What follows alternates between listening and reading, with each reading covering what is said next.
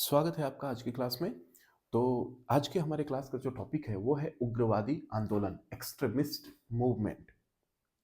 और देखिए ये क्यों आया, है ना। कोई भी चीज़ आखिर में हमने पहले भी कई बार कहा है क्लास में कि हिस्ट्री में कोई भी चीज़ हो रही है तो अकारण नहीं हो रही है, उसके पीछे कुछ न कुछ कारण होता ही है।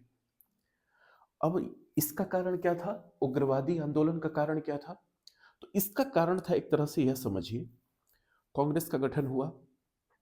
उदारवादी आंदोलन में हमने बताया कि उन लोगों का तरीका क्या था।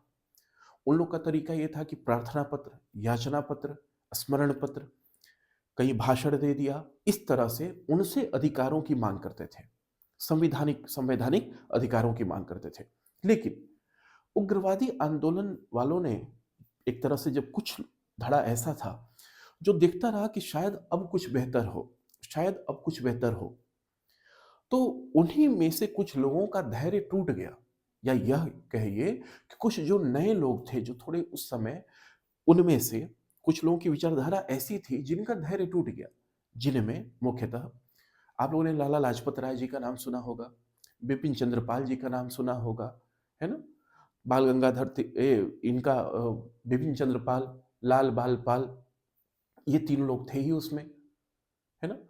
तो बाल गंगाधर तिलक, इन लोगों ने क्या किया कि कहा कि एक तरह से आप ऐसे समझिए कि वो लोग याचना देते थे, तो ये लोग क्या कहे कि जब देखे कि कुछ परिवर्तन नहीं हो रहा है, तो वही रामधारी सिंह दिनकर जी की आप लोग कविताएं ध्यान में रखिए। कहे कि याचना नहीं अब रण होगा, जीवन मरण या ये वाली बात है। तो ऐसे याद रखिए कि अब ये लोग याचना करना कहे कि इस तरह से काम चलेगा ही नहीं। कैसे काम चलेगा भाई? अब इन लोगों ने कहा कि अब हम लोग निष्क्रिय प्रतिरोध एक तरह से कहें करेंगे। कैसे? तो कहे कि अब हम लोग हड़ताल करेंगे, हड़ताल, विरोध करेंगे, विरोध प्रदर्शन, ठीक। अब हड़ताल कहाँ करेंगे? जैसे फैक्ट्रियां हैं, उसमें मजदूर कहाँ के हैं? भारतीय, वो काम पर ही नहीं जाएंगे, है ना। वो काम पर ही नहीं जाएंगे। इसके अलावा विरोध करेंगे, जेल भरो आंदोलन करेंगे, अपनी बातों को एग्रेसिवली रखेंगे और डिमांड करेंगे किस चीज की? स्वराज की। तो इन लोगों ने, जैसे तिलक जी ने कहा है कि स्वराज हमारा जन्मसिद्ध अधिकार होगा, तो इन्हीं सब बातों को तो लोग रखते थे। तो उनकी कार्य पद्धति क्या थी? थोड़ी सी एजिटेटिव थी, एजिटेशन भरा था। ये नहीं था कि शांति तौर पर शांति से हम लोग दें उनको कि भाई आप प्लीज हमें कृपा कर दीजिए, ऐसा वाला नहीं था। तो शुरुआती जो 20 वर्ष थे वो उदारवादियों का था। और ये जो था एक्सट्रीमिस्ट मूवमेंट, ये उग्रवादी आंदोलन, फिर इन लोगों का प्रभुत्व थोड़ा बढ़ गया। कहे कि अब शांत रहने से काम नहीं चलेगा, क्योंकि उनकी प्रकृति ही शोषणकारी है। वो इतना आसानी से हमें स्वराज नहीं देंगे, इतना आसानी से हमें संवैधानिक अधिकार नहीं देंगे। उनके खिलाफ हमें लड़ाई लड़नी होगी, और लड़ाई इन सब माध्यमों से लड़नी है। जैसे फैक्ट्री में मजदूरी नहीं जाएंगे, कर लो, तुम्हारा नुकसान होगा, धरना दे देंगे, हड़ताल करेंगे, विरोध करेंगे, धरना दे देंगे कहीं पर जाकर। तो ये सब चीजें ये लोग करने लगे। जेल भरो आंदोलन कि भाई हम तुम्हारे इन सब चीजों का विरोध करते हैं, जेल भरने लगे लोग जाकर। तो ये सब चीजें थी, ये आई। उदय के कारण क्या थे? उदय के कारण बहुत सारे हैं। जैसे आप लोगों को मैंने बताया पिछली क्लास में, इसकी जो पिछली क्लास हुई थी उदारवादी वाली, उसमें बताया कि उस समय आर्थिक जो समीक्षा होने लगी, ब्रिटिश सर्स की जो रूल की, जो उदारवादियों ने उनके आर्थिक चीजों को लोगों तक पहुंचाया कि देखिए हमारा ये शोषण कर रहे हैं, तो ये सब देखकर ये लोग और एग्रेसिव हो रहे हैं कि बताओ इतना ज्यादा शोषण हो रहा है, उसके बाद भी तुम कुछ नहीं कर रहे हो। तो एक तरह तो एक मतलब एक तो वजह यह था उदय के कारणों में, क्योंकि इनको पता चल गया कि ये इस तरह से शोषण कर रहे हैं।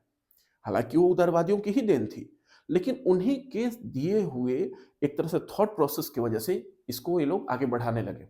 क्योंकि जब तुम्हें पता है इतना ज्यादा शोषण हो रहा है, तो इसका फिर याचना क्यों कर रहे हो? रण करो। और इस तरह से फिर ये लोग अपनी बातें रखने लगे। अब राजनीतिक निराशा भी हुई। राजनीतिक निराशा कैसे? ये लोग मांगते थे कि हमें अधिकार दो, उदारवादी, वो नहीं दिए। 1892 का भी अधिनियम आया, उसके तहत भी बहुत ज्यादा परिवर्तन नहीं हुआ। उसके बाद से उस समय में लगभग 1890 के बाद से बहुत सारे अकाल भी पड़े। उन अकालों में लाखों लोग मर गए, लेकिन ब्रिटिश शासन ने कुछ भी उनको दिया नहीं, कुछ नहीं दिया। ध्यान ही नहीं रखा कि लोग मर रहे हैं, मरने दो। एक तरह से यह था उनके जो यथास्थिति थी, उसी पर उन लोगों ने छोड़ दिया, है ना। तो एक तो ये कारण था उदय का। तीसरा एक वैश्विक कारण भी था। वैश्विक कारण क्या था? अंतरराष्ट्रीय कारण। उस समय 1896 की बात है। 1896 में इथोपिया ने इथोपिया ने इटली को हराया और 1905 में 1905 में जापान ने रूस को हराया। जापान ने रूस को हराया।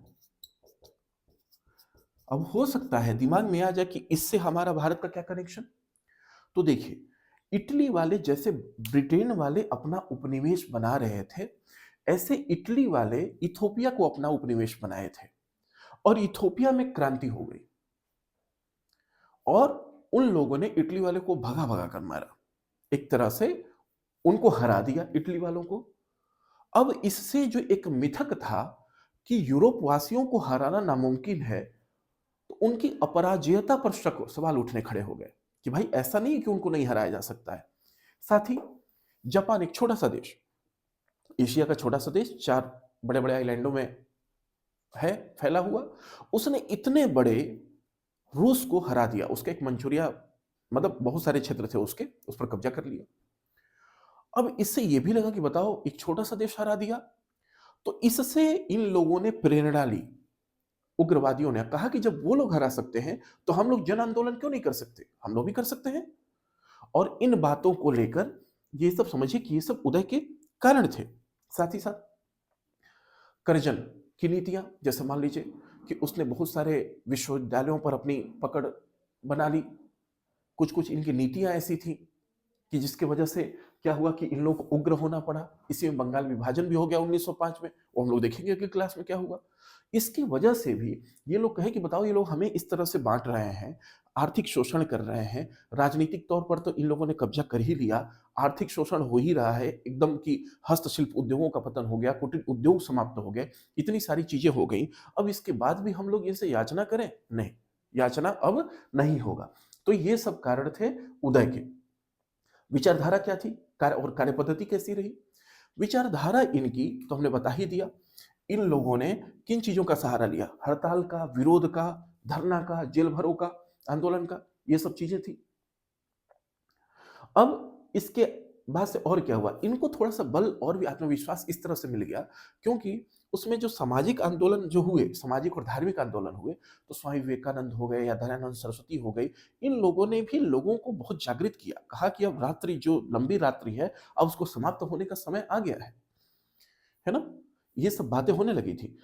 विचारधारा में ये हो गया कि ये लोग अब कहे कि एक तरह से अब जन आंदोलन के रूप इन लोगों ने दिलवाना चालू कर दिया। जैसे उसी में कार्य पद्धति में क्या हुआ, इन लोगों ने किस तरह से जन आंदोलन का रूप दे दिया। जैसे मान लीजिए तिलक जी हैं, इन लोगों ने गणेश पूजा की भी पूजा चालू कर दिया। गणेश जो अभी पूजा की जो पंडाल वगैरह लगते हैं गणेश जी के, और इतने बड़े बड़े महाराष्ट्र में, इसकी शुरुआत तिलक जी ने की। क्यों किया?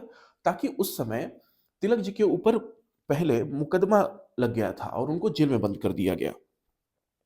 अब इन लोगों की, आप कोई भी ऐसी गतिविधियां ना करें जो अंग्रेजों के विरुद्ध हो।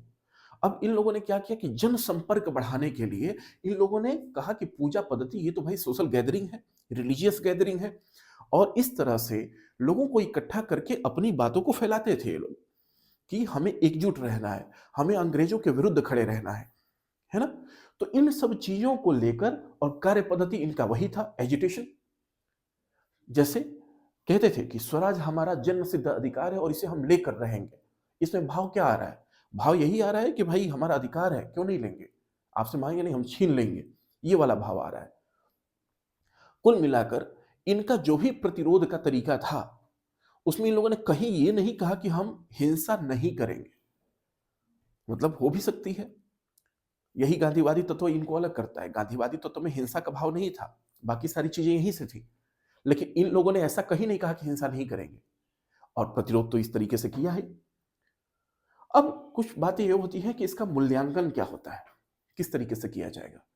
तो देखिए, कहीं न कहीं कोई भी चीज़ होती है उसका असर तो पड़ता है।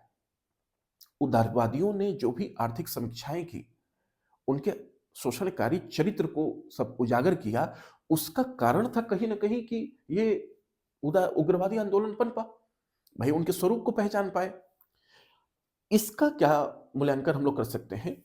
इसका मूल्यांकन हिस्टोरियन ने ये किया है कि ये जो उग्रवाद है, ये ज़्यादा से ज़्यादा लोगों को जोड़ा।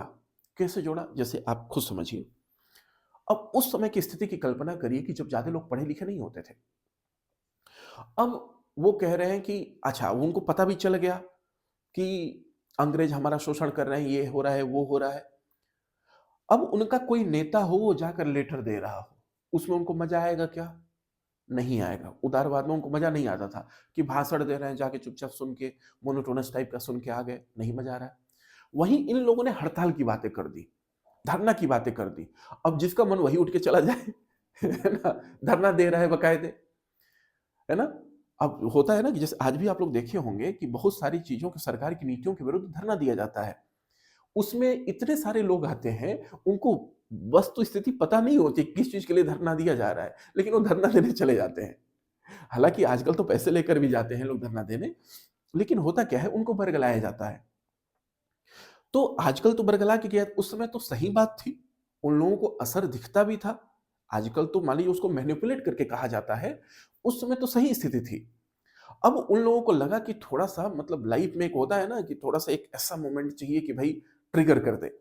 ऐसा मोमेंट उनको मिल गया कि धरना देना है, हाय हाय! इस टाइप की चीज़ें, ये सब करनी है। लोग चल बैठे, चल पड़े वहाँ पर कि भाई हम भी देंगे, हम भी आपके साथ हैं। अंग्रेज़ों भारत मतलब इस टाइप की कि हमारे यहाँ से तुम लोग दूर जाओ, ये हो, वो हो, है ना?